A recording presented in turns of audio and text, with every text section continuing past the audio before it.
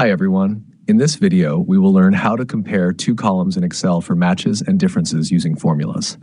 Here I have some values in columns A and B and we will compare them. Method 1, using the exact function. In cell C1, type the formula equals exact A1 B1.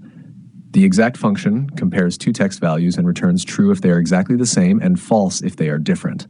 It is also case sensitive, which means it checks whether the uppercase and lowercase letters match. For example, in A1 the value is hello, and in B1 it is hell. Because the words and their letter cases are different, the result will be false. Now move your cursor to the bottom right corner of the cell and drag down to copy the formula for the other rows. You will notice that even like and like will return false because the exact function checks letter case. Method 2. Now, in cell D1, type this formula equals A1 equals B1. This formula also compares the two cells.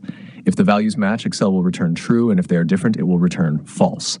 However, this method is not case sensitive, so if one cell has like and the other has like, Excel will still return true because it ignores letter case. To learn more useful Excel tutorials, watch my other videos. Thanks for watching and subscribe.